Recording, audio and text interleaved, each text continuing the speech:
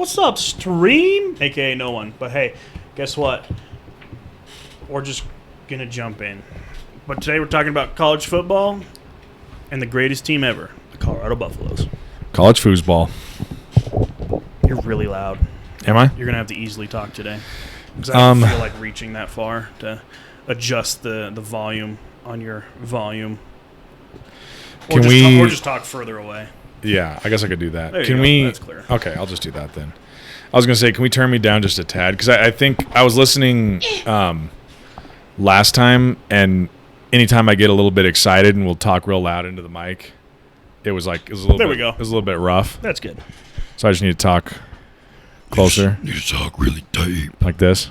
Yeah, that's How's that sound? Does that sound okay? It's better than it was. Okay. It's better than it was like, hey, I'm here. It's like, I got it. You got to strike that good balance of being not too quiet but not too loud either. Right. All right, you ready to jump into the podcast of casting? Let's do it. What's up, everybody? Just browsing. I'm back with another football episode, but today we're going to be discussing college football, what we feel about it. I mean, Zach's an ex-college football player. Our thoughts on the college football playoffs, as well as the worst Heisman Trophy winners probably since the year 2000, because it's like 98% of them. So Yeah. we're going to be discussing massive busts in the world of college football, and just enjoy another football discussion. So Yeah, so as promised, last time we were talking about the NFL season, kind of doing a preview here. I can lean in if you want. And we were saying that we were going to follow this up with another football podcast, and this time about college football, because, as we've already mentioned several times, the football season is rapidly approaching, and I think we're both very excited about that, and we're both NFL fans and college football fans, and honestly, college football is one of my, if not like my favorite sport to watch. So I think college football, and I think we hit on it last week on our episode, which if you haven't listened yet, go check it out. It's our NFL preview. We do in-depth analysis.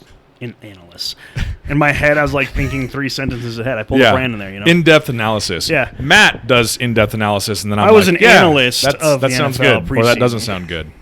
But no, now I totally forgot what I was going to say. Words are hard on this Thursday. But yeah, anyway, I think we were just going to use this episode as an opportunity to kind of kill two birds with one stone. One being just having a fun podcast where we get to talk about college football, which we like doing anyway, and we're going to do a lot of during the season. And then B, do something that we have talked about doing for a while, which is a podcast where we cover a lot of the ex-Heisman Trophy winners from college football who ended up just being total busts in the NFL, of which there is a pretty large list. And like Matt said, I think we're probably going to stick to roughly like 95 or something, or 2000 to present, because I mean, really, when we were 1 year old, it's not like we knew about these players. I mean, I've heard, going through the list, I've heard of a lot of the guys from, back in the day, from the 70s and 80s and stuff like that, but like we know nothing about we didn't watch them play. We don't, largely anything that we would know about them, we would just look up or watch highlights on YouTube or something. So I mean, it's, whereas like the guys from roughly 2000 to present, a lot of those guys we've watched their entire college career and entire pro career, so we're following them pretty closely. So yeah, I think we will start with just a little college football talk right off the top, and then get into the Heisman Trophy winner stuff here in a minute. But I just kind of want to rattle through the AP top 25, and then we can kind of talk about college football playoff a little bit too, and then move on from there. But this is, so I'm just looking at the AP top 25. I know how they have like the AP rankings and the coaches poll, and those are most of the time pretty much the exact same. I'll just stick with the AP top 25 because I think that's what most people go off of. I think that's what everybody bases it off of, because it's more of the writers, and the coaches can, kind of be a little skewed. So yeah. So here's what it looks like. I'll go 25-1. We'll do that because that's a little bit more interesting. So coming in at the worst but best highly ranked team. Right. Creeping in at number 25 is my brother's alma mater, Arizona State. So the Sun Devils creep in at number 25. Number 24 is Utah. 23 is Louisiana. 22 Coastal Carolina. 21 UT. 20 Washington. 19 Penn State. 18 Iowa. 17 Indiana, 16 LSU, 15 USC, 14 Miami, 13 Florida, 12 Wisconsin, 11 Oregon, 10 North Carolina, 9 Notre Dame, 8 Cincinnati, 7 Iowa State, 6 Texas A&M, 5 Georgia, and here is your top 4. Ohio State at 4, Clemson at 3, Oklahoma at 2, and Bama at 1. So a lot of familiar faces up there at the very top. One thing that sticks out to me just in looking at this list is Oregon is actually pretty high in the rankings going into the right now in the preseason. Honestly, so it's kind of been a while since Oregon's really competed for. Well, so up front, I'm a big CU bowl game. I'm a CU fan, so Colorado, right. Pac-12. That's what I follow. That's where I pay most of my attention. The Pac-12 will not have a team in the college football playoff again this year. Yeah, probably not. Why? Because they suck. How many Pac-12 teams we got in here? At least 3, right? Because you got ASU, Utah, there's Utah, Washington, USC, I forgot about and Washington. Oregon. There's yeah. 5. And Oregon, okay. So, I mean, you got a decent amount ranked, but they always seem to have at least that many teams that are in like the top 25. But like you said, there's really only like one team per year that has even some sort of a shot at making the playoff. But they just can't really compete with like the teams that the SEC. There's always like 2 SEC teams that are basically going to be in there. Look at our top. Let's see. Look at our top 10. You have, ACC. I think Notre Dame's still I think they're independent unaffiliated, still, yeah. But I think they will. They played with the ACC last year. Cincinnati's like American Conference, I believe. Iowa State's Big 12, A&M SEC, Georgia SEC, Ohio State Big 10, Clemson ACC, Oklahoma Big 12, and Alabama SEC. You have SEC. 3 of the top 6 are SEC schools, right? Which you would expect to see there. Mm-hmm. So I mean, the Pac-12 has just been bad. Like. Honestly, I don't think Arizona State should be in the rankings. And that's not me being like a true CU fan and just saying I don't believe. I don't think they have that good of teams after watching what they did last year. And, of course, last year you got to put asterisks next to a lot of these games. But right, but they didn't look very good. They didn't look year. good. Yeah. And in the games that they did get to play, because they played a very truncated season last year. But I watched a few of those games, and they did not look very good. Right, and Colorado, this will be the bias part, they were a good team last year. They played a lot better than anyone ever expected them to. And I think they were ranked like 68th or something, like when they released their full rankings for this of like year? the 132 teams or whatever it is. But I'm like, I don't think Arizona State or Washington are that good of teams. Again, it's college football. They could both be 1 and 2 at the end of week 1 for all we know.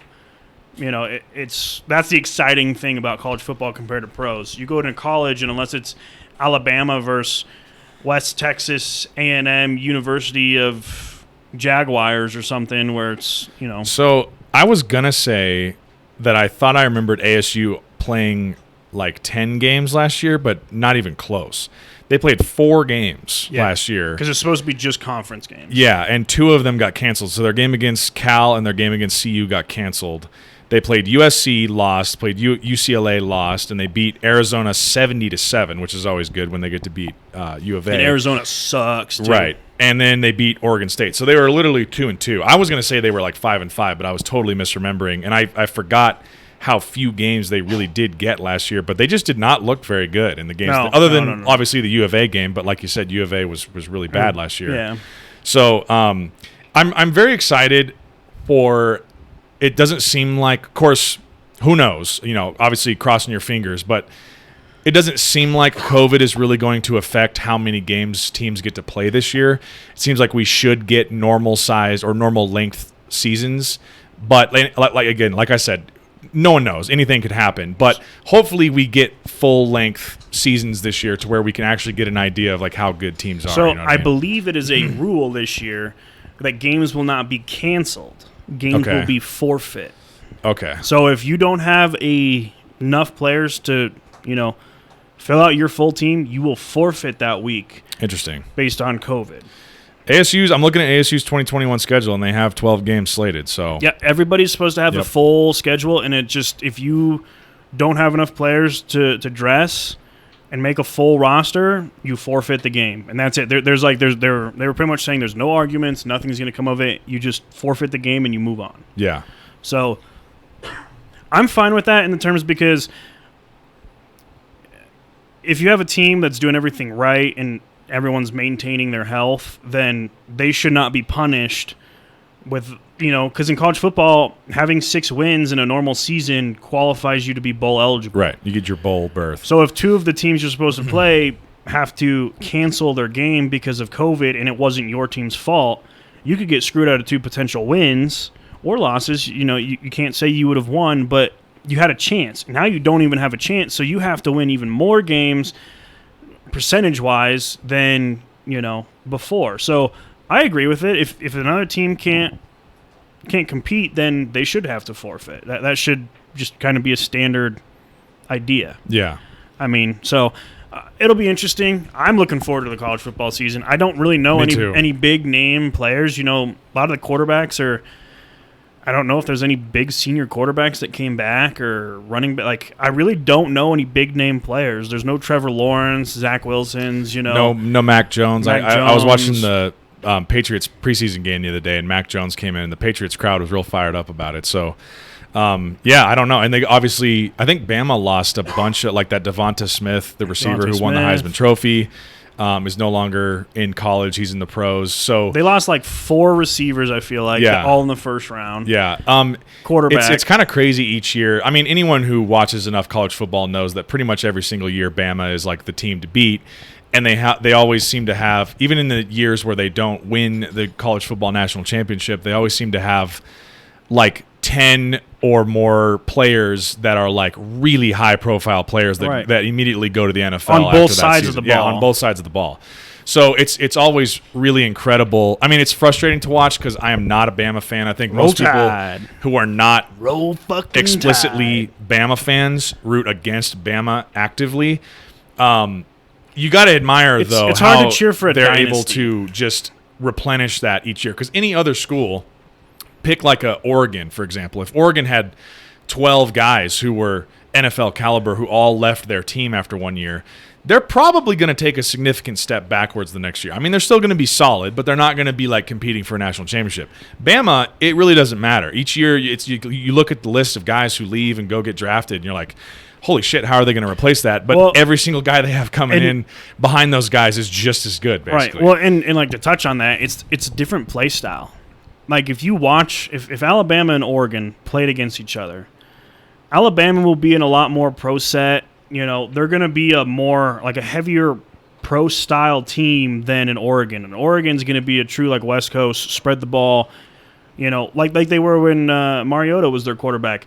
Air the shit out of it. 500 yards a game, 63 points a game. No one could stop them. And then they go into a national championship game against Auburn.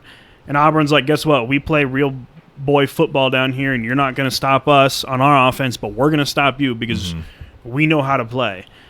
So if you look at like certain conferences, I think the Big Ten and the SEC are the 2 best conferences.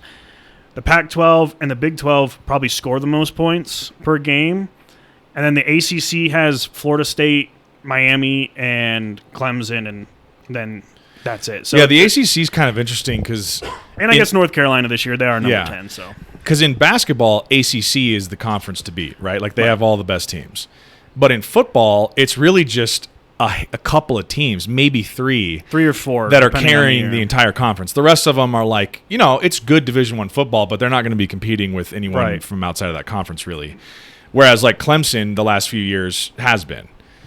So, I don't know. It's very interesting. Any other teams that stick out to you when you look at these top 25 preseason rankings? I think Cincinnati at 8 is one that sticks out to me. Again, they're not in a tough conference. I don't know. It's hard to tell because like they play Miami of Ohio, Murray State, Indiana, Notre Dame, Temple, Central Florida, Navy, Tulane, Tulsa, Southern Florida, Southern Methodist, and Eastern Carolina. So they are in the American Conference. Yeah, so you're right. It's just one of those, like, how do you rank a team 8? Say they go undefeated. They're not going to make it to the college football playoff. Right. Because you have it. Where's your strength of schedule? Okay, you got Indiana and Notre Dame. That's kind of it in terms of preseason ranks right now. You have 2 ranked teams on your schedule. Whereas if you're in the SEC, you're playing against every ranked opponent. The SEC has what they have. Bama, Georgia, A&M, Florida, LSU. And Ole Miss is usually good. Mississippi State's usually good. There's just so many good teams. They have Vanderbilt, which is a cakewalk for them. Yeah. But there's usually one of those for every conference. I think Vanderbilt's the SEC cakewalk.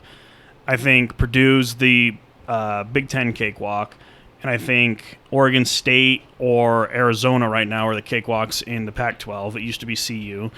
And then in the Big 12, it's Kansas right now. I mean, they're dog shit. So they're like dog shit on top of dog shit. And that's a funny one, too. That's another complete opposite of basketball. Kansas always has a really, really strong basketball team. Same with the Big 12. They have. Yeah. I mean, I guess they got like Oklahoma for the Big 12, but I don't see anything coming from the Big 12. You know what was kind of interesting this year? This is just a random. I just keep thinking of like the basketball to football comparisons because it's always weird to be watching a lot of one sport and get used to the teams who are all good and then go to the other sport and be like, oh, they suck in this sport. Like It's just really weird to see that.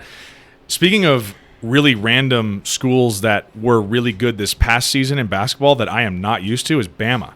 Bama had a really good basketball team. They've actually been on the rise lately. They've been like I wouldn't say a really good team, but they've been on the rise of. But the same could be said in the flip. Kentucky's football team has been on the rise. They have, and their basketball team's on the kind of on the decline. Yeah, which is crazy. And it's interesting to see how that works. It's also interesting because basketball. We'll have to do an episode on March Madness in March. Oh, I would love that because that is that's just fascinating. That's even more interesting in we have no idea what's going to happen than college football because it's the most unpredictable thing. Like you got Butler after they drain a half court shot to win. Like we'll talk about that later. It's just as good as Appalachian State blocking a fucking field goal against Michigan, returning it for a touchdown and winning the game. I mean, dude. By the way, I pulled up the Bama schedule just to look at like their schedule and the SEC conference, like what other teams are in there. Guess who's on Bama's schedule for the third to last game of the year? Is it like Murray State? It's New Mexico State. Oh, well, it's a money game. So my alma mater, go Aggies. But, yeah, that one on November 13th is going to be a little rough. Yeah, go Aggies. They're rolling in, and then they're going to roll out with a massive bag of cash. That is true. There is some benefits to those games. So yeah, you lose half your team to injury because they get ass fucked by NFL players, but your school gets but you get rich. Lots of money. You can afford one new bench press. Right. Yeah.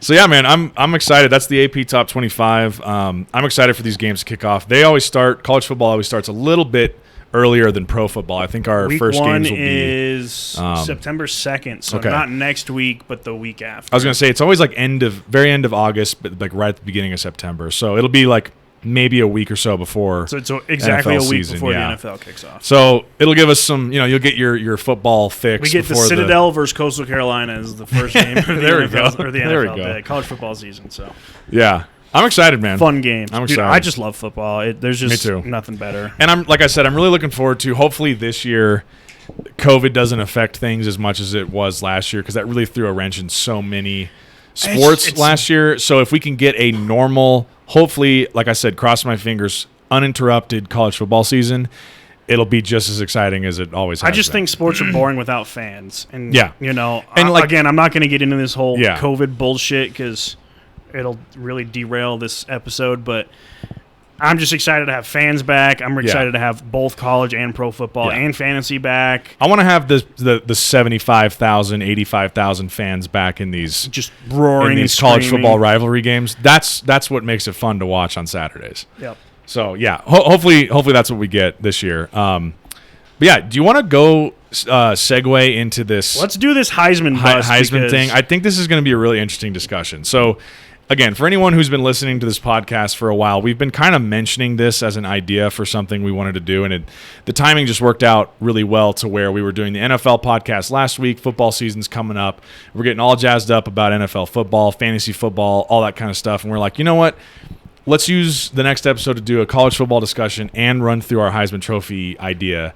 And I think this is just fascinating because anyone who watches both college and pro football, at least for me, one of the cool takeaways is getting to follow these guys through their college career and then seeing them transition to the pros and seeing how that goes. Because sometimes it works really well, and sometimes it doesn't. And as you'll notice, and again, this is not like an exhaustive list of all of the best college football players. We're going to do the last 21 years, 20 years. The Heisman Trophy. So the Heisman Trophy goes to the best, supposedly the best college football player in football that year. Right.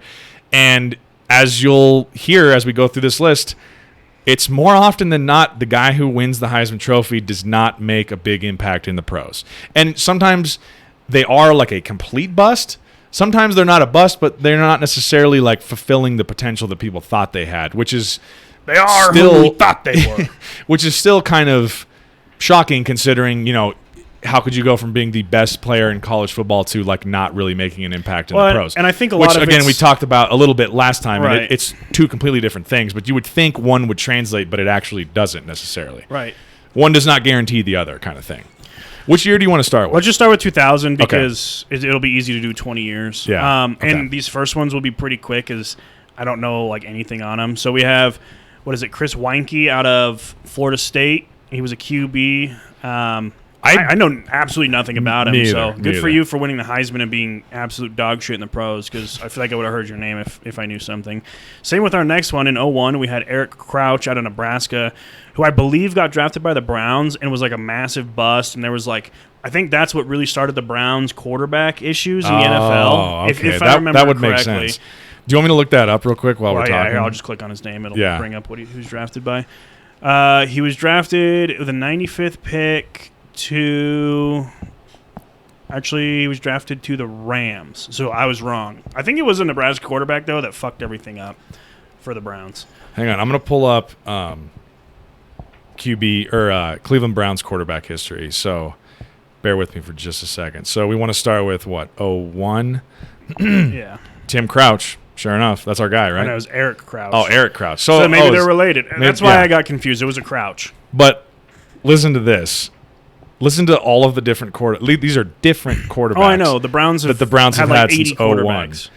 Tim Crouch, Kelly Holcomb, Jeff Garcia, Luke McCown, Trent Dilfer, Charlie Fry, Derek Anderson, Brady Quinn, Ken Dorsey, Bruce Gradkowski, I already said Brady Quinn. Sorry. Colt McCoy, Jake Delhomme, Seneca Wallace, Brandon Whedon, Thad Lewis, Jason Campbell, Brian Hoyer, Johnny Manziel, Connor Shaw, Josh McCown, Austin Davis, Cody Kessler, RG3, Deshaun Kaiser, Kevin Hogan, Baker Mayfield, Tyrod Taylor, and then obviously Baker Mayfield's been there the last couple of years. But like that's since they've literally gone through 48 quarterbacks in 20 years. It's insane. Okay, sorry, that was a little side tangent. No, I thought he was the one that went there. But it was a Crouch. You were close. I wonder if they're related. Maybe. But the next one is Carson Palmer in 2002. Now, Carson Palmer was actually a good quarterback. He had a solid NFL career. He had an extremely good career for the Bengals. He played well for the Cardinals when he was there. But I would say the Raiders, I think, kind of overpaid for him. I would say he's, in my mind, probably, at least in recent memory, the guy who kind of started this whole thing of like USC being known for their quarterbacks. Yeah. You know how like there's certain people who watch a lot of college football are kind of come to be aware of these things, but there are certain teams who become known for certain positions and having like all-star guys at that position every year. Like wide receiver U or DBU. Exactly, yeah. And Bama's always got their running backs. USC always has a solid quarterback. That's just one of the things that people get used to seeing. Which is interesting because as we go through this list, there might be a lot of busts, I say, from USC. True, but they were always good in college. Which is good for USC's success, you know. So then our next I don't want to say our next quarterback, but our next Heisman winner in 2003 was Jason White out of Oklahoma, but he was another quarterback. Yeah. I don't know anything about him, so I feel like career. I remember he was undrafted. His name a little bit, but like, how did he go from it says he was undrafted to being undrafted? That seems I don't crazy. know. And then in 2004, another USC quarterback, we have Matt Leinart, who is way better behind the desk than he ever was in the NFL. Yeah. Talk about a guy who won the Heisman. Everybody enjoyed watching him play in college. He was a great college quarterback. He had a fantastic college career. He was a part of the golden years at USC. Yep. USC was a dynasty. They were a dynasty when he was there. But terrible in the NFL. Did not pan out. Great behind the desk. You know, I love him behind the desk. He's great there. Terrible in the NFL. I think, remember how I was talking last podcast about, oh, by the way, Tim Tebow got dropped by the Jaguars. I did see that. So I was just about to talk about Tim Tebow. He got, in his recent bid to play tight end for the Jaguars, he got released. I mean, if you watch the clips of how embarrassing some of those blocks are, yeah, I saw a couple of those. It my didn't look old good. fat broken ass could go out there and lay down better blocks than that. I thought this is what Tim Tebow was going to do, is what Leinart is doing now. And he's a part of this really good college football analysis commentating group that always does, what is it? I think it's Fox, right? He's on the Fox team. Yeah, the Fox team. And every Saturday, if you want to tune in and listen to some really good college football analysis, that Fox team is a really good group, and Matt Leinart's a part of that. He's a great analyst for college football. Tebow was doing I that. thought and then Tebow he's was going to continue play to do that. baseball, Yeah. and now Tebow So I think he'll go back. I think yeah, we'll see he Tebow probably on will. I think Saturdays. Tebow is just one of those guys who was like, I feel like I have more in the tank, and I don't want to give this up yet, which is fine. He's a competitor. Yeah, it's Tebow fine. is the Yeah. greatest.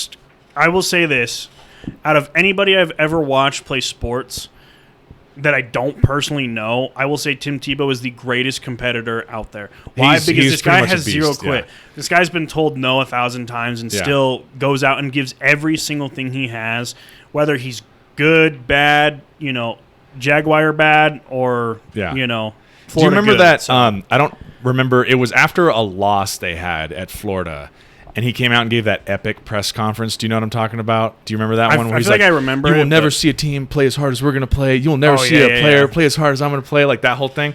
He just, when you watch some of his he was locker ready to go to room- war. Yeah. Like after that, he's like, when you okay, listen we're to some of going his to like war. locker room speeches to the team and some of the press conferences he gives, that guy kind of has you ready to run through a wall for him. Like he's a leader. He's a natural leader, a natural competitor. But like we've talked about before, he should have just, I think, attempted to play a different position earlier on when he was still in the prime of his athletic career instead of trying to hang on to that quarterback been a dream for so fullback. long. But who's to say that? Who am I to say that was the wrong thing to do? Because he did play as a starting quarterback in the NFL for He did while. win a playoff game. He did as win a playoff starting game. So I quarterback. mean, he did have some success. I mean, who am I to say that was the wrong move? You know what I mean? But well, I mean, we'll get to him here in a second. yeah. And So that was 04. technically, 05 does not have a Heisman winner. Just so ridiculous. But Reggie Bush. So I kind of have some feelings about this. Go ahead, because I do too. Great fucking running back. One of the all-time One college of the players, all-time greatest college amazing. players ever. Yeah. I wouldn't call him necessarily a bust in the NFL. Yeah, I don't think so. But he wasn't a star player. Right. He definitely, to me, was more of a, we're going, at least now, the NFL's moving more to a two-back rotation. Mm-hmm. He definitely was kind of, in my opinion, a 1B yeah. player. He shouldn't have been like a 1A, a three-down back type player. Mm-hmm. He was more of the, hey, our starting running back needs a little break. Go out there, run a route, or, try and get us a yard on this play or that. Freak of an athlete. Oh, yeah. It just didn't translate to stardom in the NFL. He had success in the NFL. He bounced around the NFL. But, I just feel like it wasn't a waste, but it wasn't like the breakout player that we thought it could have been. Definitely. Which yeah. is kind of a letdown because he was so much fun to watch in college. Oh, my God. And, electric. I mean, I think the best game of them was definitely against Texas. Oh, my The God. Vince Young game, that whole game. The greatest college football game I've ever watched. It was just beyond like fun to watch, and then you get in the NFL and you were kind of like, oh, it's Reggie Bush, and then you watch him and you're like, Yeah, it just didn't. Well, like you said, and this was kind of part of my lead into this conversation. Some of these guys we're going to go through here and be like, he was a bust. Like Matt Leinart was a bust. yep. Reggie Bush was not a bust, but coming from being the Heisman Trophy winner in college and like one of the greatest running backs anyone's ever seen in college football to what he did in the pros was a little bit of a letdown. It was, I think, for a lot of it people. was a true Yeah. underachievement Yeah. of the hype he built himself by just being as good as he was. Right, It's not right. like he was. I don't think he was that flashy of a player. He was just good. He was Like really he just good. was talented and Yeah. really good. And I will say, for this whole vacated bullshit of the Heisman, it's not like he cheated. He didn't take steroids Yeah. or do anything that altered the way the game was played. He took a car and $100,000 or something like that. He basically just took what He are they took an called? Gifts endorsement. or endorsements or whatever. it broke the NCAA's precious And- rules. If we want to go on I mean, that's a whole other podcast, is how fucking ridiculous the NCAA is. But I mean, now they're allowing athletes to make money off their likeness, Right. their name. Yeah. They can go sign endorsements. It's funny because or they whatever. finally come around and been like, So, at what point will they eventually go back and be like, yeah, "We're going to reinstate your it's, Heisman"? Yeah, it's silly that we've because taken your Heisman. you from taking you. a car or $1 million or $25 million, as long as you didn't cheat in the game or alter any games by Yeah. betting on them or throwing Yeah. them, Then you were who the best gives a college shit? Yeah. football player that year. Yeah. Just because you had money in your bank account doesn't take away the fact of how Yeah. good you were on the field. I've always said this. The fact that when we look up the Wikipedia list of Heisman Trophy winners and it says vacated for that year, everyone who was watching college football knows Reggie Bush is the fucking Heisman winner that year. And you like, know, everyone knows. And you know when the ESPN article came out that he was stripped of it, whoever edited the Wikipedia page was like, "I've been waiting for this Yeah, day." yeah. And I just typed it in and we're super stoked about it. Well, it's just I think anyone who knows college football sees that and it's just like, this is just silly. We all know who the best player in the country Yeah, was it that was- year. It was Reggie It Bush. was Reggie Bush. The NCAA going, "Oh, we're gonna officially quote unquote strike this from our record books," doesn't mean anything. He won the Heisman Right. that year. He was still the Heisman Trophy winner. Whether you put it in the fucking record books or not, he was the Heisman Trophy winner. Right, it's just- like the NCAA is just—it's silly. It's just like silly. when a team, and this is going to be a different spectrum, but like I'll use Louisville basketball. They were like, yeah, they took recruits to strip clubs or they brought hookers in. I'm like, does that really they're just trying to bring them in? That doesn't mean all the other schools aren't doing that. Yeah, like, I was gonna say now it tarnishes the Yeah. school legacy. And It's Rick so Pitino silly. as a coach was one of my Louisville is my basketball school that Yeah. I always Yeah. cheer for. But it's like it tarnished them, and I'm like, does it really though? Like. The player could easily sit there and go, no, I don't want to interact with these people, Yeah. and choose not to, but still go to the schools. Like, yeah, we can talk about the whole NCAA. And that could be shit a in whole another other episode. But yeah, so I was actually looking up the teams that Reggie Bush played for just to remind myself. His longest tenure was with the Saints. Saints, Lions. Yeah, Saints, Lions. Well, he went to Dolphins first, then Lions, then brief stint with 49ers and Bills for like a year each. Right. But yeah, do you remember one more quick Reggie Bush note? Do you remember that epic hit that happened to Reggie Bush when he was with the Saints when he On like the went out for a sideline? little screen pass and caught the ball and just Yep. got absolutely Died. demolished before he could turn around and see what was happening? Yeah. He was like on the ground just dying and then like trying to get up and he went back down again and like he's just like Dude, he crawling around died. the field. If anyone out there has not seen what I'm talking about, look up like Reggie Bush dies. just go to YouTube and look up like epic Reggie Bush NFL hit. It'll come up. He gets absolutely demolished. Yeah. Like he. And nowadays, though, that'd be an illegal hit. Oh so, yeah, that guy would have been put down on the field. yeah. They would have tranquilized him mid-hit. So now here's another big bust, in my opinion, at quarterback. yeah. Troy Yeah. Smith from Ohio State. Which is a name that right before we started recording, I saw pop up and I was like, I forgot he was a person. He was a Dude. big deal in college. I think that's back when they won their national championship. He was their quarterback. And He was a big deal. One of their Yeah. or the earlier national championship, at least when we've been around, and just abysmal. Like, did he even play a game in the NFL? Preseason doesn't count. I'd be curious to find this out because I mean, okay, so I totally forgot about this guy. So he played for the Ravens from 07-09 and the 49ers in 2010, and then he went to the Omaha Nighthawks in 2011, the Pittsburgh Steelers in 2012, off-season or practice squad. So that doesn't – I mean, it counts, but it doesn't count. Yeah. And then the Montreal Alouettes. I don't fucking know. So he played some Canadian bullshit. football. Let's see. Career So- statistics.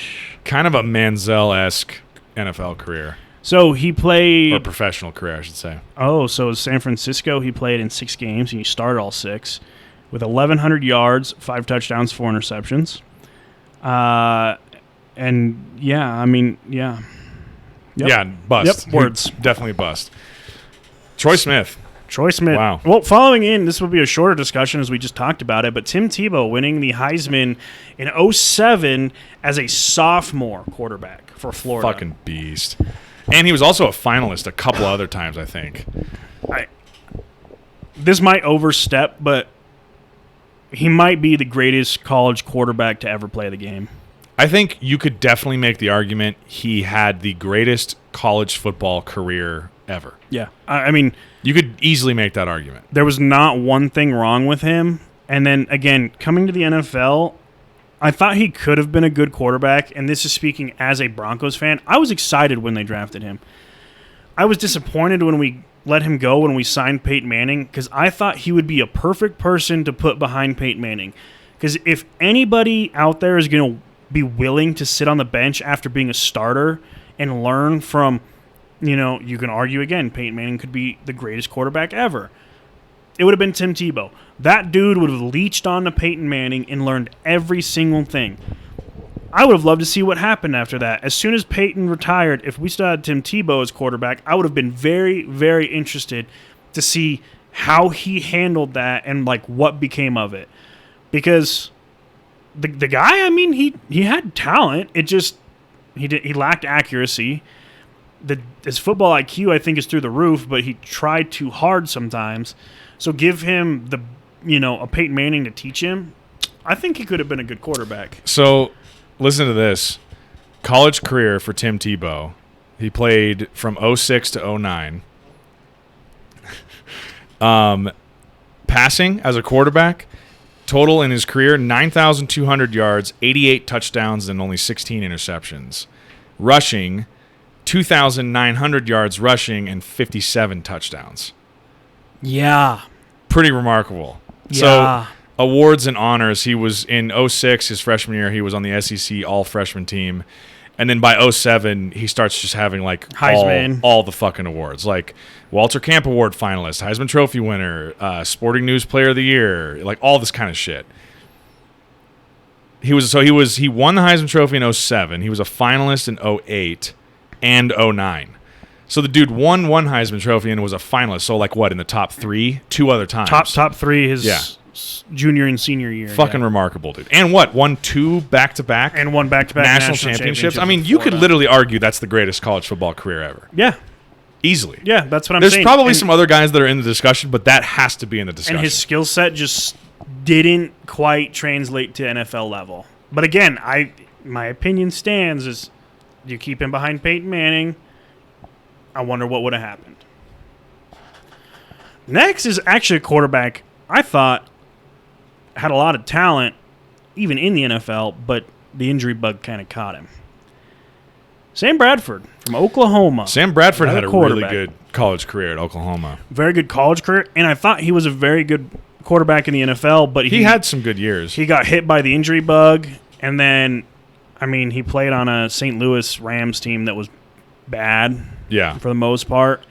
That's why they got him first overall in the 2010 draft. And he got injured.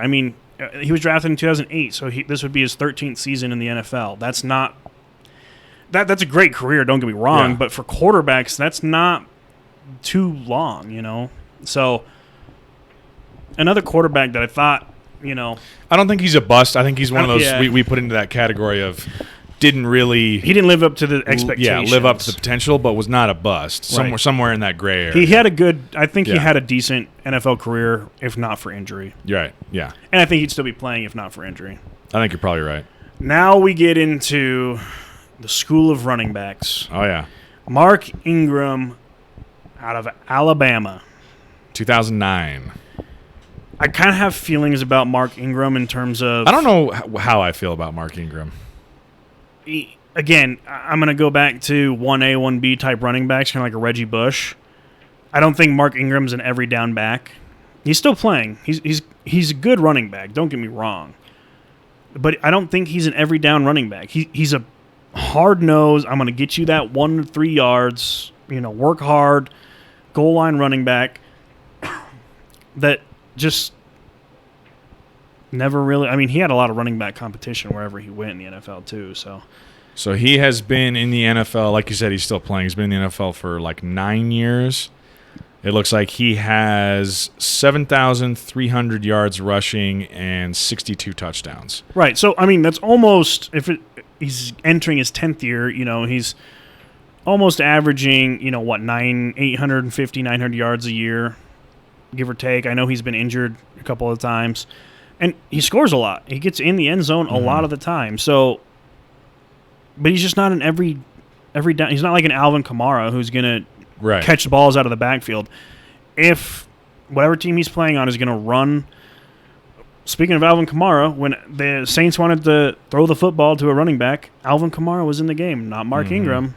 But if they wanted to run the ball, Mark Ingram was in the game. I think for Ingram, I'm not willing to put him in the bust category. He's not a bust. No, not a bust at all, because he's still playing, right? And he's had a good NFL career, especially for a running back. Yeah, but he's not that not a superstar, in my opinion, in the NFL. Agreed. I'm kind of like categorizing in my head as like superstar, good player, it did okay, didn't live up to expectations, and then bust. Which we have had several of those on here. Right. 2010, Cam Newton. This is a guy who I have heavy feelings about him. I was going to say, let's get into the Cam Newton discussion, because Cam Newton, I think, is another guy who you could put with having one of the best all-time college football careers. Kind of out of nowhere, too. Yeah, kind of had a pretty remarkable college football career. I think I mentioned this on our last podcast, and I've mentioned this on football-centric podcasts that we've done before, but I've been a fan of Cam Newton's ever since he was playing in Auburn. I just have. The guy's really fun to watch, has been for a really long time. If you fast forward through his college and most of his NFL career and get to like present day, he's a much different player now than he was, say, 5-6 years ago on the Panthers. Yep. And like I said last time, I was really shocked at how poorly he performed last year. I really thought that experiment in New England was going to go a lot better.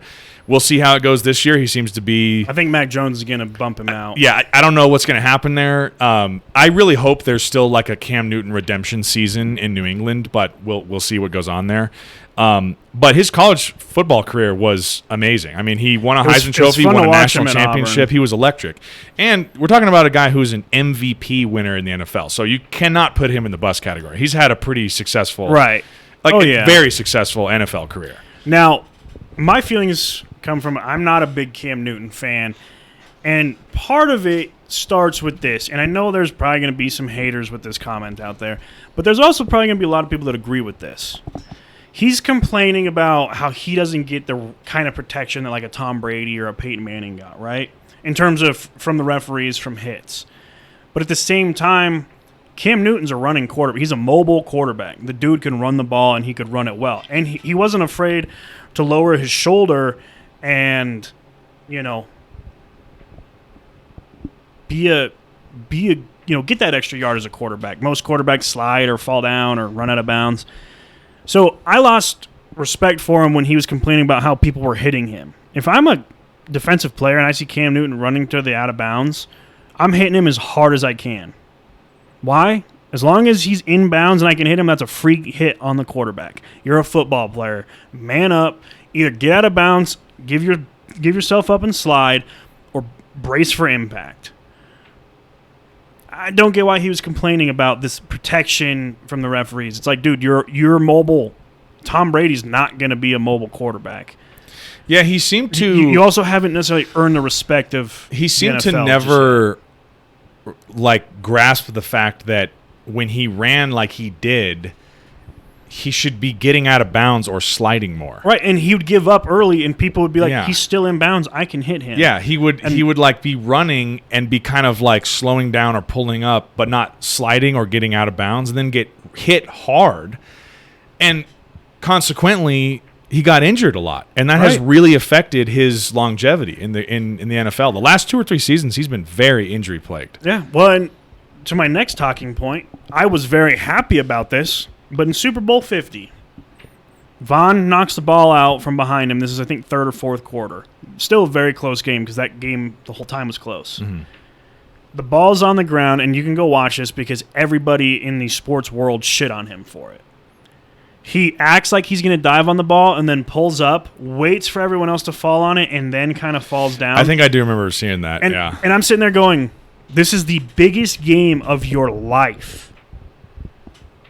You need the football to win the game. Now, in the famous words of John Madden, if the other team scores more points than you, you lose the game. You were losing the game at that point in time, and he just refused to go for the ball. Dude, fall on the ball. And people are like, well, he didn't want to get hurt. And I go, It's the fucking Super Bowl. If you don't want to get hurt, just retire. Sit behind the desk. Go coach. I lost all my respect for him after he did because I'm like, if you were my quarterback and you walked off the field and, say you're an O-lineman or somebody and you're working your ass off and something like that, happens and you're as an O-lineman, you dive on the ball, you're fighting in those piles and you see your quarterback who he should have gotten the ball. He probably would have had the ball. Not fall on it. I would have wanted to just headbutt the shit out of him when we got to the sideline. But, this is the biggest game of all of our lives, and you pull some little bitch shit like that.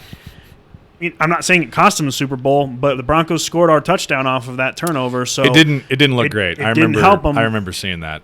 So that's where I lost my respect for him. I think he's a good player, great college player, but I lost respect for him with that play and him complaining about people hitting him. It's football, dude. You're going to get hit. I think he definitely has to be put into the category of superstars in the NFL. Heisman Trophy winners who then became superstars. I mean, the guy it was an MVP won an MVP and went to a Super Bowl. That's about as good as you can ask for a guy who won the Heisman Trophy. Right. So, real quick, listen to this. So, out of his career, again, he's going into his 10th. This will be his 10th season this upcoming year in New England. Passing, he has a total of 31,600 passing yards and 190 touchdowns, 118 interceptions. So pretty high interception number. Definitely turnover prone. Obviously, great with his legs. Dual threat quarterback. In his career, he has 5,300 rushing yards and another 70 touchdowns on top of his 190 passing touchdowns. So, guy's had a really good career so far. Again, last, I would say 2 or 3 years, really, very plagued with injuries. And I think it really is a direct result of his running and his he doesn't understand seemingly, take care of your body. Yeah. Give it up. Not willing to get out of bounds. Because you take, obviously, everyone knows a guy like Tom Brady's not known for his running ability. Right, and Tom Brady's not a dual threat quarterback. But Cam Newton could take a page from his book and learn how to totally avoid being hit all the time. Yep. You look at guys like Peyton Manning and Tom Brady, again, they're not dual threat quarterbacks. They're not. But they knew when they ran the ball when to get down and get out of the way. They knew when they scrambled out of the pocket or got flushed out of the pocket, they had their head on a swivel and they were like, I got to get down right now. And they would just get down and they wouldn't take any of those big hits. Cam Newton has never really seemed to learn that trick. I don't know why. I don't know why that is. Well, he likes to complain about getting hit. So because you would think like, and I mean, you think any smart person? It's fine. I would respect watching a quarterback do that kind of stuff if they were running out there and like lowering their shoulder. Obviously, like Tim Tebow. Their owners and their coaches are going to be like having aneurysms watching that because they have too much invested in a guy to be doing that. But I would be super respectful of a guy who's doing that. You just have to know if you're going to play the game that way, it's going to really affect your longevity, and you're going to be really plagued with injuries. You're leaving yourself up. If you're going to play like a running backs have the shortest, on average, NFL career out of any position. Well, you also have to understand it's football. You're going to get hit. Like you said, there's highlights out there of Tom Brady and Peyton Manning who it doesn't look like anyone's within 5 yards, but they realize that the defender's gaining on them a lot quicker than they're going to go down, and then they'll just fall down and collapse because they don't run the risk of a late hit from the defender because they're like, listen, I'm just going to get down, take my 2-3 yards, and go back to the huddle without being touched. Even if it's taking a sack and taking a loss, they're like, I'd rather do that. They feel the pressure and we'll just collapse in the pocket. I'd rather do that and try and get on third down than risk getting absolutely leveled and being out of the game and possibly having a career-altering injury. You know what I mean? Next is another dual threat quarterback that I had high hopes for. This one's an interesting case study right here. RG3. Robert Griffin III out of Baylor. I'm going to put him on the IR list because the dude just never was healthy enough to play in the NFL. Yeah, I think it is a little unfair to judge his career because he did not get to play. It's kind of like Greg Oden. Enough games. The dude just had so much potential, but was just his body wouldn't do it for him. So I loved RG3 in college at Baylor. That dude was fun to watch. That was an exciting team to watch. Exciting Baylor team. He got drafted second overall, and I was just like, he's going to be fun. Injury plague. That was it. Just straight injuries, nothing else. Sad to see. I think he's still in the league as a backup for, I think, the Browns. Well, I was going to say, according to Wikipedia, as of 2020, he was with the Baltimore Ravens. So I don't know if he's still there or if he's moved, but he's still in the league. I mean, you got to give him that. Yeah, he's a backup. I think he had too many injuries, which made him. And I will say with him, he was drafted second, but I think in the same year, the Redskins also drafted Kirk Cousins.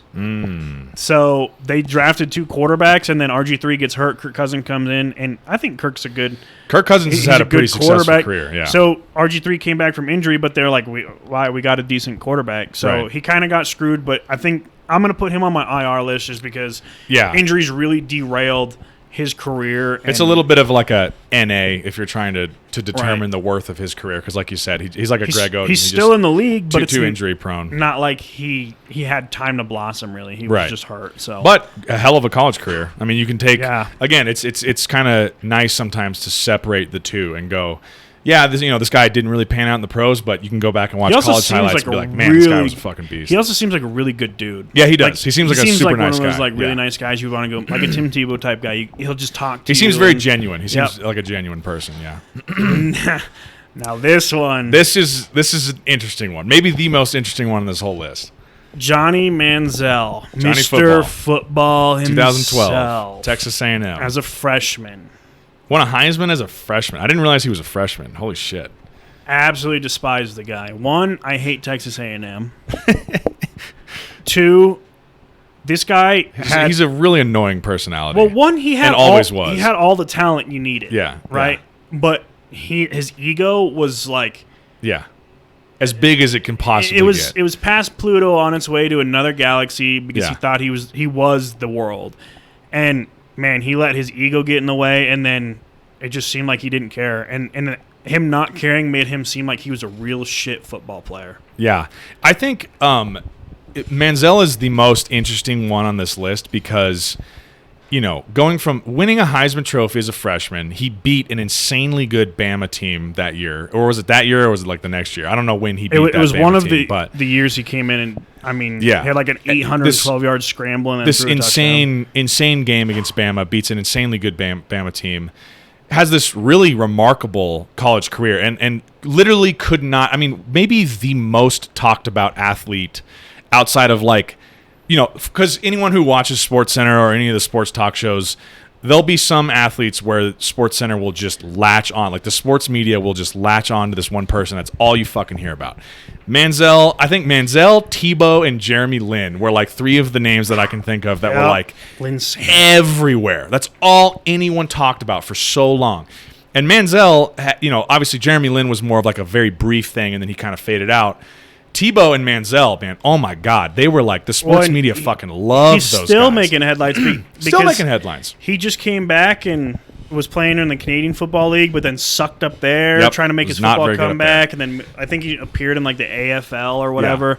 Sucked there, and everyone's I think you're just bad. I think it's very important to mention, and anyone who watches football already knows this, but it's important to mention in the discussion of Johnny Manziel his substance abuse issues. Yes. Because I think, whereas you got a guy who just the year before, Robert Griffin III, no issues with that, but injuries was what did him in, right? Manziel, no injury issues, but severe off-the-field substance abuse issues, like kind of an alcoholic, drug addict, just party guy. And it ended up, it's very easy to draw a direct comparison between his off-the-field behavior to his on-the-field performances. Yep. It just is. That's with anybody. It single-handedly derailed his career. Now, there are some pro players that can somehow figure out ways to do that, and then there's others, and 99.99% of them aren't going to succeed. Yeah. Because if you put yourself a step behind somebody, especially at the fastest, highest level of a sport, you're just going to go out there and make a fool of yourself. So yeah. And I think it's a real shame because I think Manziel had the talent. And think if a guy like Johnny Manziel had the mentality of a Tim Tebow. He could have been very successful. He could have been very, very successful. But he didn't have the work ethic or the drive or the ambition or the competitiveness that Tim Tebow has. He just pissed it away. And not to mention he was drafted by the Cleveland Browns, where there is that. Go to die. So. there is that. So that doesn't do anyone any favors having to go play in Cleveland, who's had 48 quarterbacks in the last 20 years. But Yeah, I think the Manziel discussion is fascinating. I think that's a guy who's like, there's going to be 30 for 30s and documentaries made about him for a long time. He's a fascinating person. When we get big and this podcast gets global, we'll have him on for. Yeah. Well, I guess we already are global, so shout out to you, international listeners. Oh, I'm sure that guy's got some fucking stories. He was telling some story on a podcast the other day that I saw just a brief clip of on like some, I don't know if it was on Instagram or what, but I was like, oh my God. Speaking of stories, Wolf of Wall Street, I got to get you a clip of... I think you showed me. It's the actual Jordan Belfort guy telling the story. Yeah. It's about a bachelor party at the Mirage. Yeah. For That- those that adults guy- out there, go watch that. That It'll make guy's you a throw fucking... up. He's interesting. Next up, we got 2013 Jameis Winston out of Florida State. Another freshman. That's back-to-back freshmen. Yeah, another guy who won the Heisman Trophy as a freshman. Man, I was a big Jameis Winston guy. I still am a Jameis Winston fan. He's just so turnover prone in the NFL. It has really been a hindrance on his NFL career. But that guy was a beast at Florida State, and he just seems like a very goofy, fun personality. Dude, I think he could... That W, that whole... Oh, my God. I think he could maybe use a little more seriousness, and maturity and professionalism, but, you know, who am I to say he should change who he is? But I think on the field he could maybe button some of that up just a little bit. That would be like one of my main things to him, because... Talk about someone with skill set that just tremendous skill set. They try a little bit too much, which puts themselves in some bad spots. Yeah. But I'm going to take it a step further real quick, and I'm going to compare this, because me, you, and Brandon had this discussion when this was going down in college. Winston won it in 2013, and in 2014, Marcus Mariota won it. Right. That's very interesting that he's coming up next on the list, because I think... Marcus Mariota was drafted second behind Winston. Mm-hmm. Now, we had this discussion, and you both picked Winston to be a better quarterback in the NFL than Mariota, and I picked Mariota. Yeah. I think at the time, I thought body type-wise, he was going to have more longevity than a Mariota was. Go ahead. So, all I was going to say is Mariota and Winston, in my opinion, have had both successful NFL careers. Winston, I think, statistically, is a better quarterback than Mariota. But at the same time, I think Mariota's played in more important games than Winston has. Mm-hmm. And it's funny, they ended up being they had almost equally successful NFL careers. Yeah, they're pretty I thought they were pretty equal in college. I thought maybe Winston played on a better overall team than Mariota did, which, you know, that always helps. But as far as the comparison to them, I don't see a clear-cut winner between them. And I don't think they're busts in any way. I think they are viable starting quarterback options in the NFL. And have had long careers so far. Long careers. I don't think, Winston had good weapons with the Buccaneers, but their defense sucked. He would throw for 600 yards, but like you said, turnover prone. He would have 5 touchdowns, 5 interceptions, 3 fumbles, being sacked 6 times. Mm-hmm. You're not going to be successful with stuff like that. Mariota didn't really have much weapons with Tennessee when he was there. Still was finding ways to be successful. I think he's one of the only quarterbacks that I've ever seen that threw a touchdown pass to himself. Mariota? Yeah, and I had him on my fantasy team when he did that. So I got a passing touchdown, a reception, and a receiving touchdown, and the 3 yards it was. That must have been nice. You somehow, by the way, quick side note, you somehow always seem to pull out some random magical, between the rules quarterback points in fantasy football. Well, like this past year, you somehow managed to squeeze in 3 quarterbacks into your lineup. That fucking pissed me off. Oh, yeah, with Taysom Hill because he was a tight end. These are technicalities. These are technicalities, Matthew. Hey, I don't make the listings as far as what their position was, and I just abused the rules. But yeah, between Winston and Mariota, both great college quarterbacks, both on great college teams. I don't see a clear-cut difference between either of them.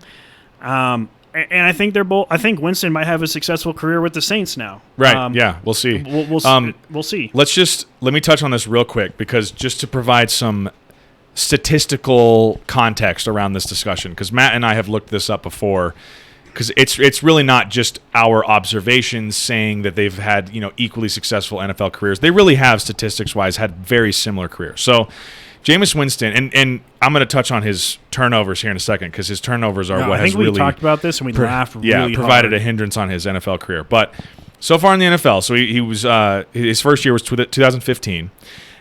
He has a total of 19,800 passing yards, 121 touchdowns, 88 interceptions, and 23 fumbles.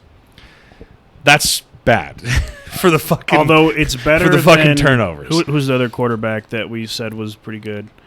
Cam Newton. He has less interceptions than Cam Newton, and I think almost more touchdowns. True. Cam Newton has played a little bit longer too, though. So 19,800 passing yards, 121 touchdowns, 88 interceptions, right, for Winston? So remember that in your head because I won't remember it. So 4 3 yards, seconds from now. 1 touchdown. Let's see. Mariota, professional statistics. So same thing. He started in 2015. So this is the cool thing about them is they've had an equal length of NFL career. Passing yards total for his career, Mariota, 13,400, so significantly less than Jameis Winston. 77 touchdowns, 45 interceptions, and they don't have his fumbles on here right now. But they also, both of them, pretty decent with their legs. Yeah, and I will say Mariota's missed a lot more games than Winston has. That is true. That is true. He's been a little bit more injury prone. If you kind of look at their games, it narrows the gap. I think Winston has a little bit of an edge I was going to say, so Mariota, 64 games played compared to Jameis Winston had, stand by, 76 games played. So 12 more. Yeah. That doesn't necessarily equate to a 6,000-yard difference. Right. Yeah, the passing yards is But pretty, if you look at that, too, what is the game different. Started for Winston compared? So he started 70 of his 76 games. Okay. That's Winston. Mariota, let me scroll down here. He has started 61 of his 64 games. Okay, so pretty even on the starts then. Yeah, I mean, I like both of them. To go back to what you were saying at the beginning of this, if you would have, in 2014 or 2013, placed a bet saying 2014, like the end of the year. Yeah, saying I think Winston is going to have a better NFL career, or I think Mariota is going to have a better NFL career. Fast forward 7 years later or whatever, you wouldn't have been wrong with either pick, really. Right. They have both had basically equal amount of success in the NFL. And I think they're both equally still. Which is kind of interesting because that was, anyone who was paying attention to college football back in the day when these guys were getting drafted, that was the discussion. It was like those two. Who's going to be goes number one? Yeah, who's going to be the guy? Who's going to be the long-term guy? That was, and everyone had all of their opinions on it. And it's kind of funny that fast forward 6-7 years later, and it's like there's really not a conclusive winner. No. It's kind of interesting. Now, this might be one of my favorite Heisman winners of all time. The year is 2015. We go to Running Back University for the smallest running back in college football history, as well as the NFL, Mr. Derrick Henry. Yeah. Let me tell you about a running back from Alabama. This fucking guy. That finally succeeded to become a superstar. This is probably the first one, maybe besides Cam Newton, that I put in the superstar category of absolute beasts in the NFL. You couldn't stop him in college. You still can't stop him in the NFL. This guy is just a specimen, bro. I mean, I love Derrick Henry. I love he's a what monster. he does on the field. He's energetic and fun to watch. As of the recording of this podcast, as of this moment in time, he's in the prime of his NFL career too. Yeah. As of last year, he was the AP NFL Offensive Player of the Year. And he's ran the ball 29,000 yards each year. Yeah. So in his career so far, so since 2016, he has 5,860 rushing yards and 55 touchdowns. That's pretty impressive so far. That's 11 touchdowns a year, which is good. That's good. That's good.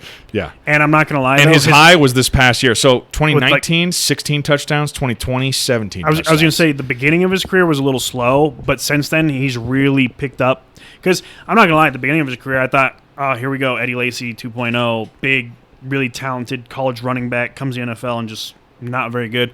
No, this dude is the complete opposite of Eddie Lacy. This guy comes ready to fucking play every game and is just fucking fun to watch. So, not to mention he's 6'2", 290, and the dude just... I think he's 6'4", actually. He's a fucking giant. So dude. You hand him the ball and you go, okay, tackle me. And everyone's like...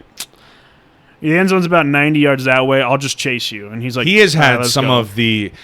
Another thing, if I'm going to point anyone to YouTube to watch some highlights, watch some Derrick Henry highlights Watch on his YouTube. 99-yard He is fucking touchdown run incredible. from, I think it was last year. or Yeah, the year talk before. about just running people over and refusing to go down and going on these incredibly long runs for touchdowns. That dude is an absolute monster.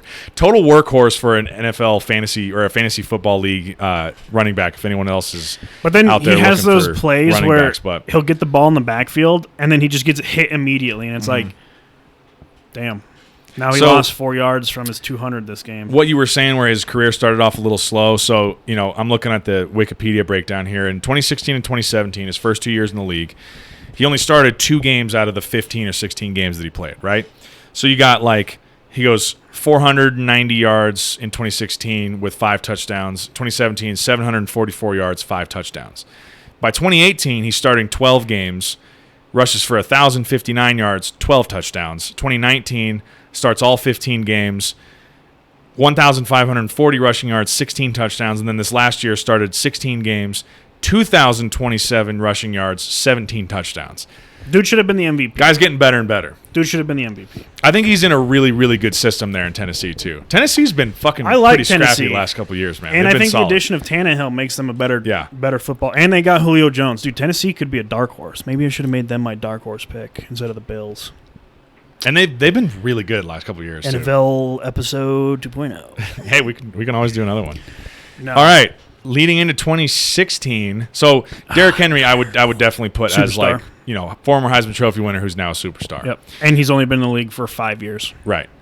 I think another guy who, as of right now, is definitely considered an NFL superstar, Lamar Jackson. He's our 2016 Heisman winner out of Louisville. Had a pretty fucking successful He's college been- football career and has had a pretty remarkably successful NFL career so far. He's definitely, it's hard to say like a superstar because he's been in the NFL for 4 years. It's very early, very small sample size so But far. at the so. same time, what he's done so far, you're like, he is a face of the NFL right now in terms of his talent. He's a two-dimensional. I mean, he's probably the greatest two-dimensional quarterback of all time. So fast. At least to hit the NFL. I mean, so fast. the dude's he's sneaky fast, and he's got good accuracy, got good arm strength.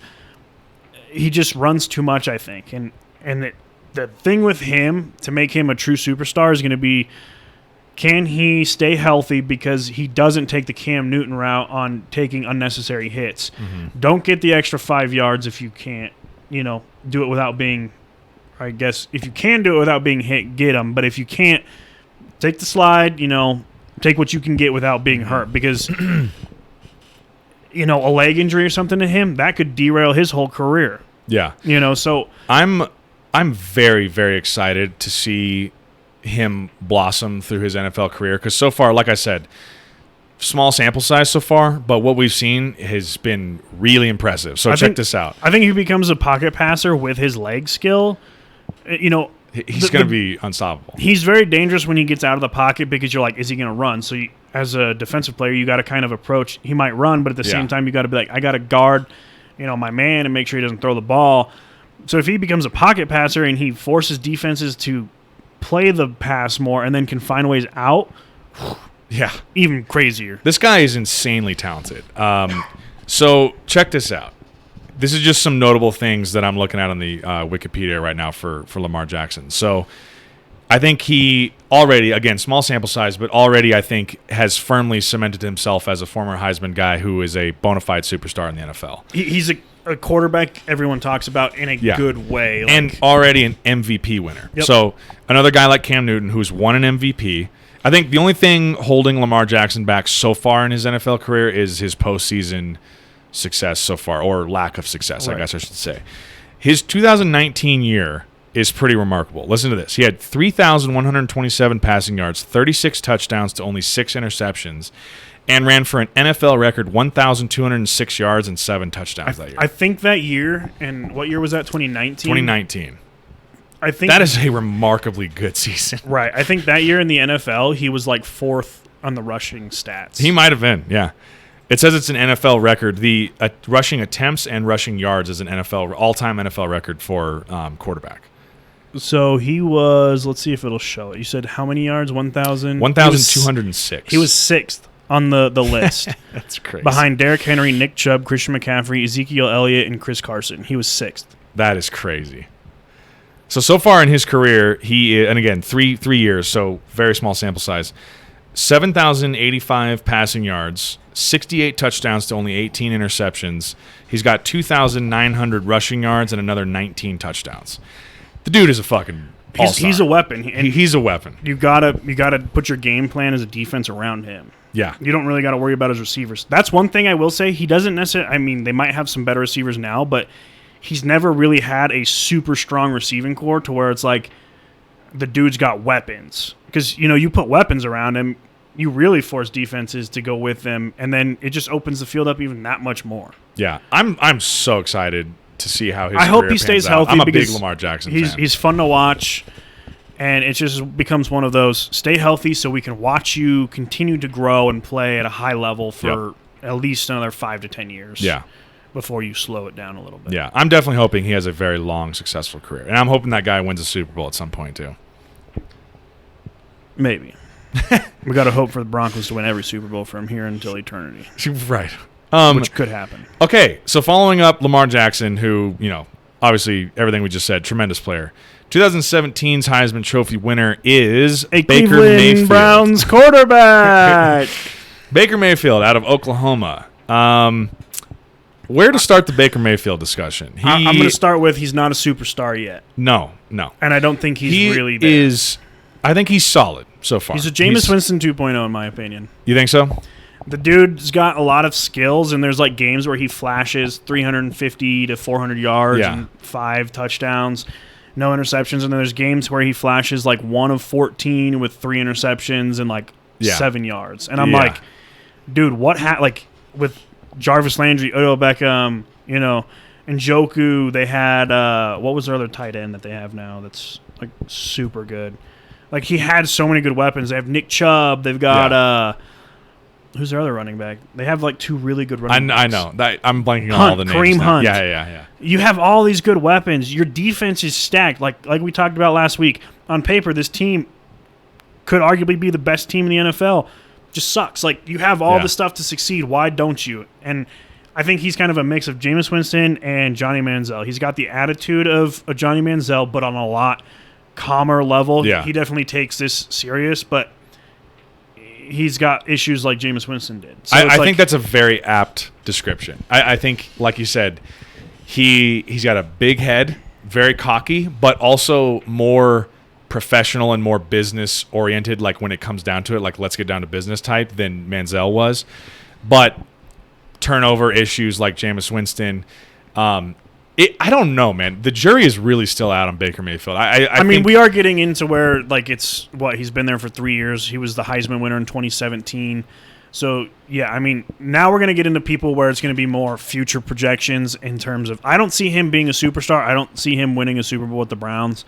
Yeah, that's just me being like, well, the Browns will just never be good again. I mean, they were good, but they'll never be Super Bowl good again. I really can't tell. Like I said, the jury is still out on him because I can't tell, and I don't have a good gut feeling on how his career is going to end up.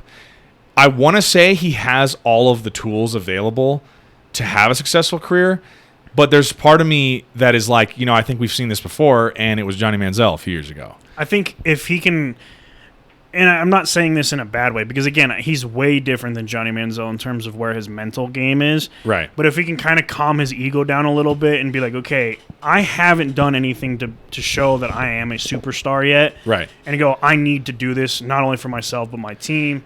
It is very interesting. He's a guy who acts like a guy. Acts like he has 10 Super Bowl rings. Right. He acts like a guy like Patrick Mahomes you think would act because Mahomes has all of the talent in the world.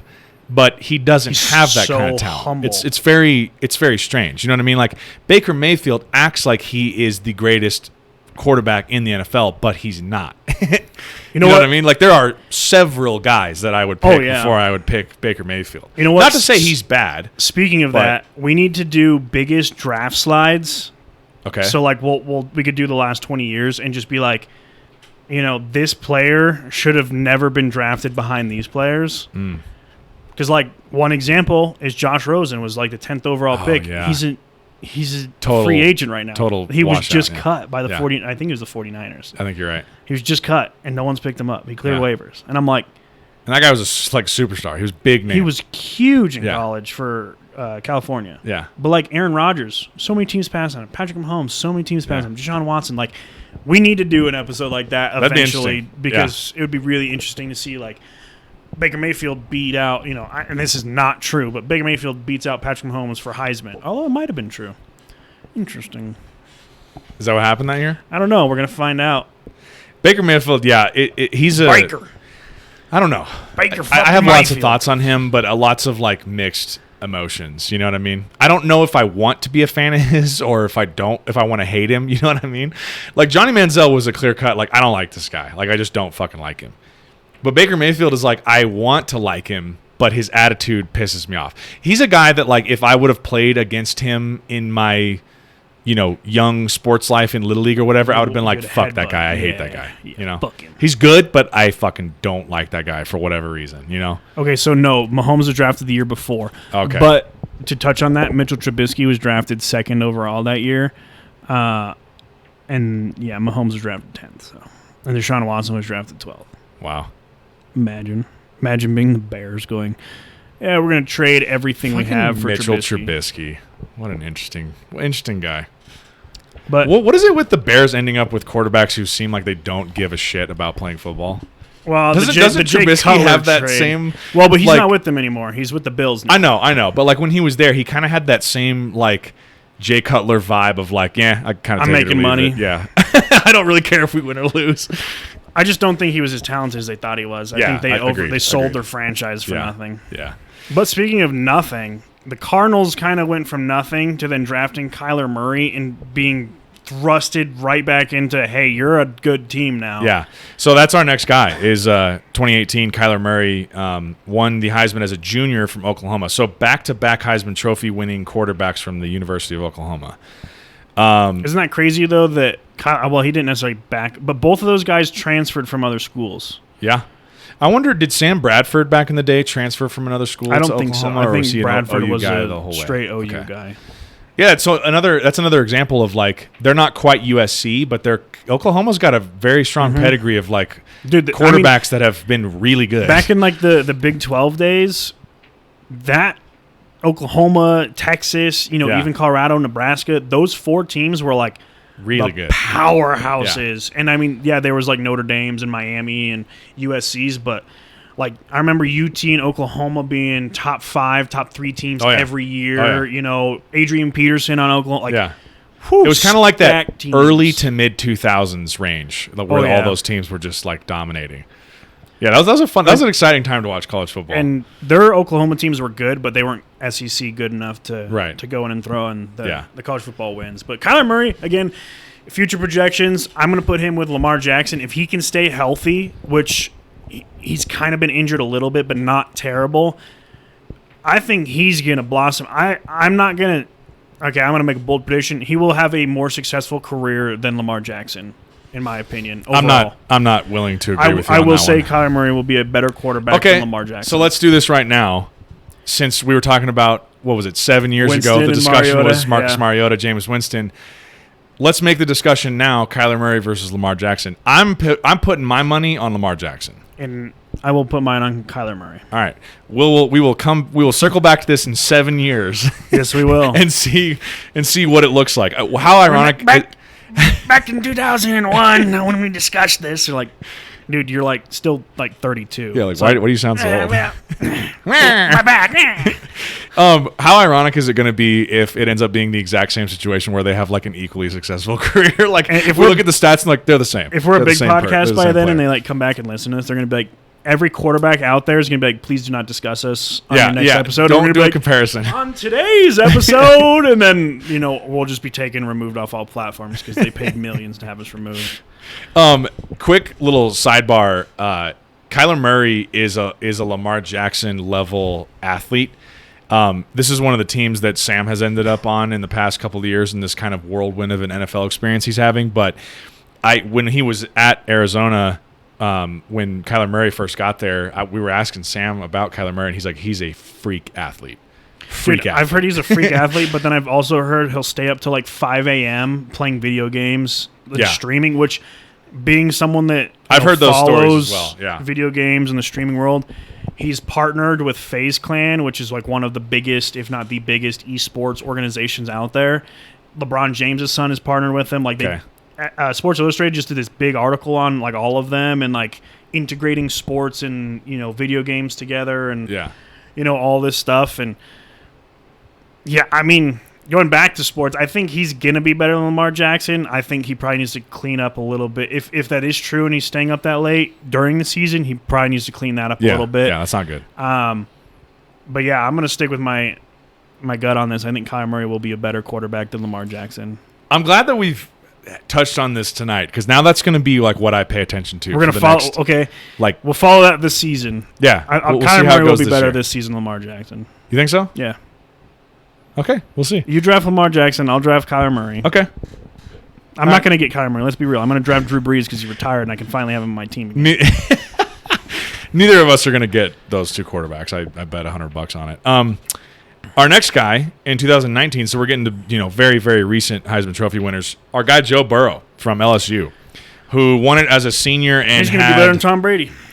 Was on arguably the greatest college football team ever. I mean, that year LSU was incredible, and then the next year they were abysmal. Yeah, incredible, and one of the most fun playoff and national championship teams that I've had the fortune to watch. Yeah, talk about a dude though that you see if you look at him in his helmet, you're like, this dude's lost. This dude's not athletic. Like he doesn't look. He kind of looks like a Josh Rosen guy. Yeah, the dude's fast as shit. He is a true dual threat quarterback. Arm strength incredible. I just pray that he can stay healthy. His rookie year, he tells his ACL, and dude, it's just such I did not know he transferred from Ohio State. I did not realize that. Yeah, he lost out to, I think it. Who would that have been? Because I don't know Ohio if it was Justin Fields. Really good quarterbacks here recently. It might have been Justin Fields at the time. Okay. But yeah, there was that year just a few years ago where Ohio State had like 3 guys who were all kind of like rotating at quarterback and were all they really had good. Dwayne Haskins. Yeah, I think it was like Browning was the older one. Yeah. And then who was the third guy?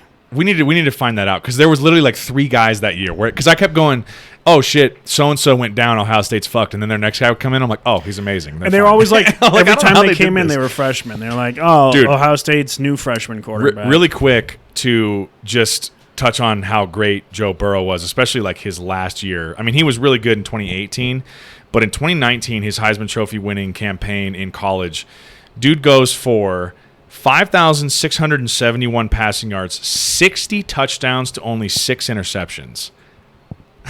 What? Yeah.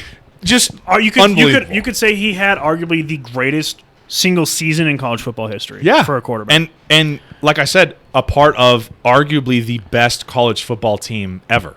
This is who it was. It was Braxton Miller, J.T. Barrett, and Cardell Jones. Thank you for looking that up. That was the team. They were Michael Thomas on there as a receiver. They were all on Ohio State at the same time. And they had Ezekiel Elliott as a running back. Incredible. That was an insane year for Ohio State. Yeah. All their quarterbacks died, and they're like, bring in the next guy, bring in the next guy, we're fine. Because I remember Cardell Jones was not starting, and then whoever it was that there was a starter got hurt, and then he came in and won them their college football playoff game or some shit. And I was like, who is this guy? J.T. Barrett, I think, was the starter. Was he the starter? Got hurt. Braxton Miller was the starter the year before. Yeah. And then he switched to receiver because he's That's I'm right. not going to play one of them Cardell switched to Jones. receiver. Yeah. And then they put Cardell Jones in, and then he balled out and won them this big bowl college football playoff He won game. them the national championship. Yeah, I was like, how the fuck did they end up with all 3 of these guys on the team at the same time? This is remarkable. But anyway, going back to Joe Burrow, dude is just had a remarkable college football career and one of the best seasons ever in college football. Like you said, it's a real shame. Tears his ACL. It was his rookie year, right? It was last year's rookie year. So, man, that sucks. Hope he recovers fully. And I know Tom Brady had ACL injury. It just might keep him in the pocket more than allowing him to use his legs and really get out there. So I think. I know I am. I'm really crossing my fingers and hoping he recovers strongly from that and has a great career. Yeah. I want to. That seems like a guy to me that I want to buy all my Joe Burrow stock and just hold it. Yep. You know what I mean? I know he's with Cincinnati, another AFC conference rival of the Broncos. I wouldn't say rival, but I hope he gets healthy and can be, because watching like him, Mahomes, Kyler Murray, Lamar Jackson, this new wave, so entertaining. Yeah, I'm so excited for the new generation of young quarterbacks. Like Trevor in the NFL. Lawrence. Yeah, and the passing of the torch has kind of happened. Yep. One thing I'd say about the ACL injury, it's tough because sometimes, like you said, Tom Brady had ACL injury problems early on in his career, and the guy's gone on to have basically the greatest quarterback career you can ever have. So you can come back from an ACL and look just as good, if not better than ever, or some guys tear their ACL once or twice, and that's just it. They're never the same. Robert Griffin III. Yeah, they're just never the same. So I really, really, really hope hope Teddy Bridgewater. That's not the case. I hope he comes back and he's good to go and he's stronger than ever, but who knows? You never really know with these ACL things. Not everyone's Adrian Peterson who's like, I'm going to recover from an ACL tear in like 4 minutes and then come back and have the greatest rushing season of all time. Yeah, go lose the record because my coach decides to take me out of the game. And I'm like, fucking, what was he, 4 yards shy of the record? That drives me nuts. Fucking stupid. I would have literally cut a deal with every defender on there. I'd have been like, I will literally fall down at the 5. Yeah. Just give me my 5 yards and then I want good. 5 yards and I'm good. Yeah, I will pay each of you $1 million. Yeah. I will not go past that line. And if I do, you can light me up. Yeah. So that was 2019. 2020. Our final and most recent non-quarterback wide receiver Devonta Smith from Alabama. Very rare that we have a non-running back Bama Heisman Trophy winner on this list. Very rare. Very rare that you have a wide receiver Heisman. Yeah, exactly. When was the last time prior to Devonta Smith we had a receiver win it? I'm actually... Back in 1608. We're both looking at the same list, but I'm trying to see. It's just literally all running backs. So Charles Woodson won as a quarterback or a cornerback in '97. Punt returner. But that was not receiver. That was literally like Desmond Howard in '91, wide receiver punt returner from Michigan. So literally from 1991, the next time a receiver won the Heisman Trophy winner was in 2020. That's crazy. Yep. So that just goes to show how amazing Devonta Smith's year was at Alabama. And, obviously this last year, Bama won the national championship, one of their 90 that they've won. Who's he playing for right now in the pros? He's playing with Eagles. a former teammate, Jalen Hurts. That's right. Another guy Speaking of another team that had ridiculous amounts of quarterback talent, when Jalen Hurts got hurt, and then Tua comes in, and then Jalen Hurts is like, I'm going to go to OU, Oklahoma, and dude, another example of a fantastic Oklahoma quarterback. The reason we didn't have him on the list because he didn't win the Heisman in Oklahoma, but he was really good at Oklahoma. I was just gonna say, normally, it kind of bothers me when players will transfer schools. You know what I mean? When they're they can see the writing on the wall where they're not going to get enough playing time or whatever. Anymore. Yeah, they're going to be like, I'm going to transfer or whatever. Part of me, that kind of just bugs the shit out of me. Whereas, there's another part of me that understands, look, if you're going to... Because I was realistic about my chances of being in the NFL. First of all, I didn't want to be in the NFL. Second of all, I realized that it was not in the cards. That was not my trajectory. Right. So, I'm going to just stay at the same school the whole time because who gives a fuck? I'm not going to the NFL. I'm going to get a free education. Yeah, I'm there to get my degree and then get out and go on and do other things in my life. Go on and do the Just Browsing podcast. I will say you got lucky in a very unlucky way. Breaking your back and having it mended together was probably the greatest unlucky thing to happen to you because you got to maintain a full ride and get free school. But you have a mended back for the rest of your life. So it was a blessing in disguise, and that's a story for another podcast because I have to. Basically, the cost of my education was one of my discs in my back, and I'm gonna have back pain for the rest of my life. But anyway, that's another story. So there's like I said, there's part of me that's I see that and it's annoying as shit to me when guys transfer schools, and there's another part of me that's you know what? I get it. If you're a Jalen Hurts and you're I have NFL potential and that's what I want to do, I'm gonna go be an NFL quarterback, and Bama puts in this guy named Tua Tagovailoa and he wins the national championship for that school, and you can clearly see he's the guy now. I'm fucked. He's the guy. I'm going to be playing behind him if I stay here any longer. He made an incredibly smart decision. It was a good career decision. Yes, an incredibly smart career decision to just transfer to Oklahoma. What did he have, 2 years at Oklahoma or just one? I think he just had one because I think he sat behind Tua for a year. Okay, so that's what it was. So then I think he was a sophomore when Tua was a freshman. Yeah. And then I think he sat behind him his junior year and then transferred and then he was like, for fuck his this, senior I'm transferring. year. Yeah. I think. An incredibly good career move for him because he goes to Oklahoma, has a tremendous season at Oklahoma. His draft stock goes way up. Yep. And now I think he's going to be a pretty solid NFL quarterback. Yeah, I mean, and I talked with Brandon about this as he's an Eagles fan. The Eagles just don't have any offensive weapons. Mm-hmm. Adding a Heisman Trophy winning receiver, that's a good start. I can't project anything because Jalen Hurts is their quarterback. To me, is still an unknown, and it's one of those, a receiver, in my opinion, is either going to have a standout career or an average year. I don't really feel like there's many bust receivers in terms of these massive name receivers that come out of college. Most of them are either going to be, superstars or just an average, good player, but not like a Michael Thomas every year or a Julio Jones or like those kind of guys. Dude, you want to hear? Because we started talking about Devonta Smith because that's the most recent Heisman Trophy winner. You want to hear his fucking stats from 2020? It's pretty remarkable. They're pretty gross. 117 receptions, 1,856 receiving yards, 23 touchdowns. Yeah, and you can argue that there was a better receiver on their team in Weddle. It's fucking insane. No wonder they won the national championship. So out of 117 catches, he averaged 15.9 yards per catch. Yeah, they had no competition. That's insane, dude. That is absolutely insane. Anyway, no competition. That rounds out our Heisman discussion. So what did we cover? From 2000 to 2020, basically? Yeah, because we started with Chris Weinke. So Chris Weinke and Eric Crouch started off the discussion, and we got all the way to the most recent Devonta Smith. So let's count it up. How many guys in that list that we just went over are superstars or were superstars? Starting in 2000, I would say... Would you consider Carson Palmer a superstar or no? He's kind of on the edge. He's kind of teetering. We'll just count him there. Okay. So we have one. So that's one. What about Reggie Bush? Probably not, right? No. Sam Bradford is kind of on the edge, but I'm going to say no just because of injuries. So then Mark Ingram, what do you think? I would say Mark Ingram, yeah. Okay. Because he's still playing and he's had a good career. Cam Newton, yes. So we've got 3. Winston, Mariota, no. Derrick Winston and Henry Mariota are 4. tough. Yeah, Henry is another one. And then Lamar Jackson, so 5. And then, I mean... The other guys is a little I would too say early Murray to tell, and Burrow will blossom into stars, but... So what, right now, 5 out of the 5 out of 20. last 20 years? Yeah. So more often than not, the Heisman Trophy bust. winner does not translate to a successful NFL At the career. end of the day, there's probably half of the Heisman winners that will have good, successful careers. Yeah. And the other half are going to not people be very will good. never know. Yeah.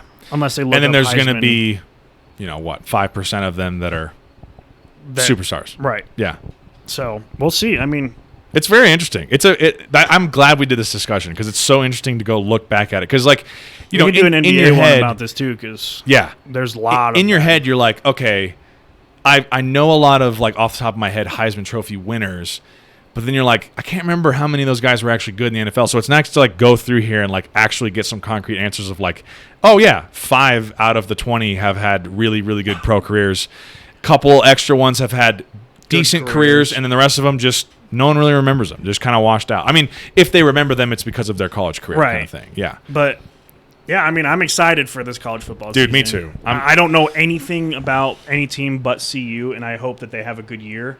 Well, and I think it's tough this year, tougher than normal because we have such a weird season to go off of last year with the whole, last year was the COVID season, right? We don't know. It's the sample size, the schedule lengths were all different for all these different conferences. Started late. Even within conferences, there were teams that played way more games than other teams. It was just weird. The whole thing was weird. Same with all the other sports. Pro basketball was the same way. It's just a weird besides season. the NFL was we're going to do our normal shit. The NFL just kind of plowed ahead. But this year, like we were saying at the beginning, I'm really hoping we get a normal full-length college football season, and that will be that will be what I do every Saturday for the entire fall. I'm going to make a bold prediction.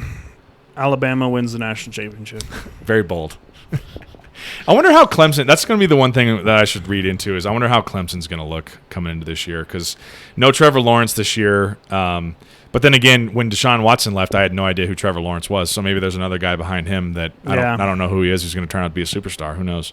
I mean, it's now like a destination football school. You know what I mean? Clemson was on my list. If you're coming out of high school right now as a 5-star recruit, Clemson's a good spot to go. Dude, Clemson was on my list of schools that I wanted to attend, not to play football. I'm not saying that, but just to go, be a student. To be a student. It was that, Wisconsin, CU, and then smaller schools to actually do sports. Right. The more I think about it, the more I wish I went to Clemson because that would have just been a fucking blast, fun as fuck. And I love orange is my favorite color. Okay. So I love their uniforms, and I just love Clemson atmosphere. Close as you can get to Broncos. I love Dabo Swinney. Yep. So it's like I've followed Clemson since high school a little bit. I'm not out here trying to say I'm a big Clemson fan, but I do like Clemson. I do cheer for them. Well, and you and I have watched quite a few Clemson games, big Clemson games actually over the last few years, especially while Deshaun Watson was there. Yep. When they beat Bama. Yeah. Hunter Renfrow. Yeah, dude. Great game. Hunter Renfrow, man. Shout out to Hunter Renfrow. Except for fuck the Raiders. I think you and I have watched some pretty big time Clemson because again, prior to 5-6 years ago, Clemson was not really on the radar at all football-wise. It was like Oregon was back then, right, Florida State, Auburn, yeah. And then Alabama's always been there, but Ohio State's been there, Oklahoma's been there, and then Clemson just all of a sudden last few years, they had Taj Boyd. Oh yeah, was their quarterback, and that's when they came into the scene. And then they had Bryant was their quarterback. Then he transferred to Mizzou, and that's because Deshaun Watson was there. And then the Deshaun Watson era started, and then they had another quarterback, and then they had Trevor Lawrence. So they've become slowly built themselves into a massive powerhouse, just like Bama. Yeah, they're the two dynasties you almost expect to see go head to head in the college football playoff. I'm just excited. I want Clemson to win it all, but I think Bama's going to do it just because it's Bama. Yeah, there's really no shortage of it'll be talent very interesting to see Oklahoma ranked 2 in the preseason top 25. I think they have a returning quarterback that's really good. I think that's why. I don't know, man. That seems like a team that could very easily drop from 2 to down to the very low 20, low in the rankings. But they do play 25. in a Big 12 conference that's weak. That's true. So it all depends on their non-conference schedule, which if they have an easy non-conference schedule, they're going to stay high in the rankings until they have a close game. There's just some of those teams when I look at the top 25 for this preseason rankings, Oklahoma, Cincinnati, Iowa State, North Carolina, Indiana, teams like that, I don't have any faith in. You know what I mean? They may be really good, and again, I think you and I both have probably as much preseason knowledge about these college football teams equally amongst it, which is not much. But those are just teams that historically in the last few years I have not been very, they may look really good coming into the season and play very well against some mediocre competition, but when it gets down to the nitty-gritty, when it matters, Iowa State, they're not going to be there. Iowa State's been really good the past few years, so they're going to be a good competition. It'll be interesting. But looking at Oklahoma's schedule, they play Tulane. Should be a blowout. Yeah. They play WCU, which is probably Western Colorado, which is my alma mater. Should be a massive blowout.